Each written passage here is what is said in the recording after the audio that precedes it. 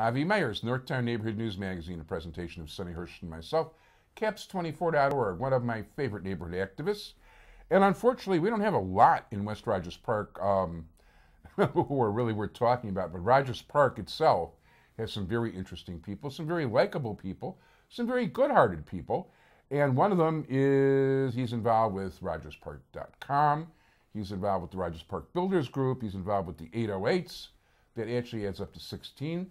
Mike Lasser, how you doing? Hi, nice to see you, Avi. First of all, thank you for coming. And Mike just came here on the way down. He's on the way back from Minnesota. He hasn't been home yet.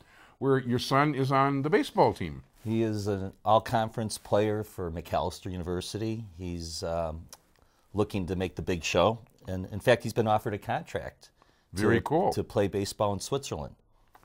Oh, very nice. So we'll see what happens with that. And he's on the home stretch. This is his last few games, and they're vying for a playoff position. And if we're lucky, he'll be in the playoffs during graduation, so I don't have to sit through a graduation ceremony. I can watch him play ball, which would be a wonderful thing. Yeah, I never did show up to my college graduation. They had to mail me it was on Friday night. They had to mail me the diploma. Anyhow, so tell us about RogersPark.com. It's been around a long time. And it's sort of like, I get the weekly bulletins and all that. You've got some really interesting stuff on there. Well, that's the goal. In the internet, it's all about content and giving people a reason to want to visit a website. So we're constantly rethinking how do we get people to visit the site? How do we make it relevant?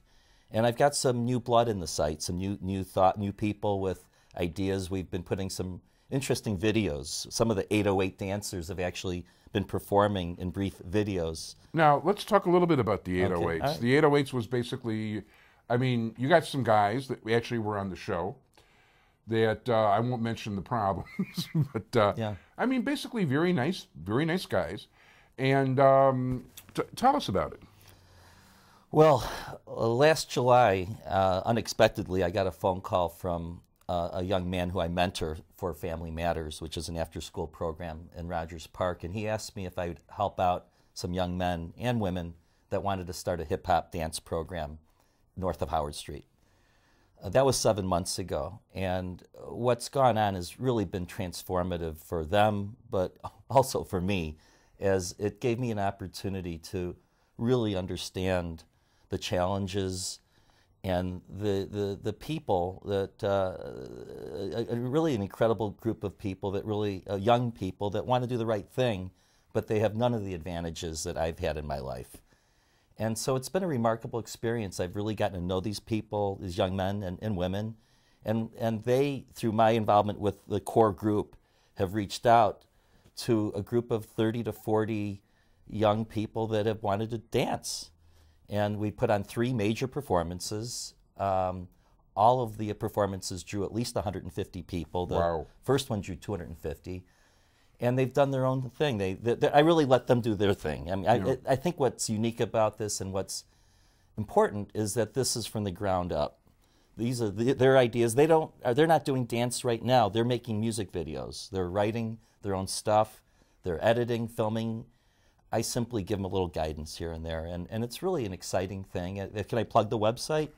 Yeah, sure. 808syouth.dance.org. And it's just a wonderful thing also because this has gotten people that normally don't know young North of Howard kids. It's given an opportunity or a vehicle for people to get to know them. And I think that's the beautiful thing. There's all this talk about diversity. How wonderful when diversity means that the people really get to know each other and work together. And I hope that that's a future direction of 808s is an opportunity to bridge different ways of life and do something good for the kids. Interesting. No, it's, you know what, to round things out also, besides for the 808s, and yeah, people were turned away from one of the performances. You overfilled, the Howard Fieldhouse over there. But the Builders Group also was something you're involved in. Well, I do work from time to time, and what I do is apartments, and I own and manage my own properties in Rogers Park, but more so in the west suburbs. And years ago, almost 20 years ago, when things were really troubled here in the real estate, Rogers Park was not a good name. And Understatement. Understatement. And I remember when somebody came into the 24th District, was going to name the station Rogers Park, Right. and asked them to change the name to something else because it was a bad reflection every time it was going to be on the news for Rogers Park. Right. Well, there are occasional incidents that happen to our neighbors to the south or even southwest, and they always refer to these. The media sometimes refers to these incidents as happen. Oh, West Rogers Park gets called Rogers Park all the time. Right. Yet the bottom line was that a group of developers and landlords gathered together 20 years ago to form what was soon to be called the Rogers Park Builders Group. I was president for 6 years up until 2006, I believe. Marty Max, a good friend of mine, did a wonderful I didn't realize job. I know you that long. Yeah, okay. And now we have an outstanding new president, John Brock. And the organization has done a lot to advocate on behalf of the landlord community, but also to reach out and work with community groups to try to do good things. You know, it's an interesting market now. The demand for rental apartments is very high, obviously because of what's gone on. The single-family market for people wanting to sell homes or buy homes, it's a more vibrant market for single-family. The challenge that we really face now is condos. And the problem, it has to do with financing.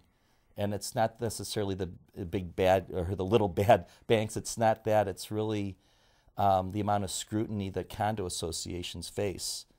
When there's 1 or 2 foreclosures in a building, it makes a lender nervous. And that's really the big challenge. There's so many condo buildings in this neighborhood, all around the north side of Chicago. We have to figure out how to overcome that barrier. And there are people that can take advantage of low interest rates.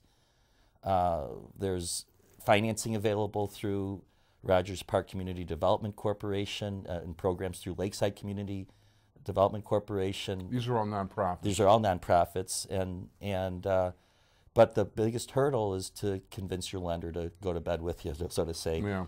And when that happens, I think the condo market is so important to bring home ownership, and home ownership obviously helps stabilize things. It really does, and I know myself from my CAPS experience, when people have a stake in the community, meaning they own something, you're much more likely to have a stable family there, you're less likely to have problems, and good things do come from that. Sure.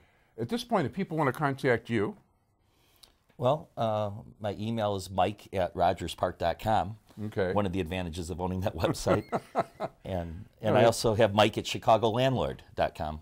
Okay, very good. Well, Mike Lasser, I want to thank you very much. Good luck with all your endeavors. And by the way, he even likes all the stuff he does in Rogers Park so much he decided to move back there. That's right. So That's right. we want to wish you luck, and we look forward to talking to you soon. Thank you, Ivy. Take care, Mike.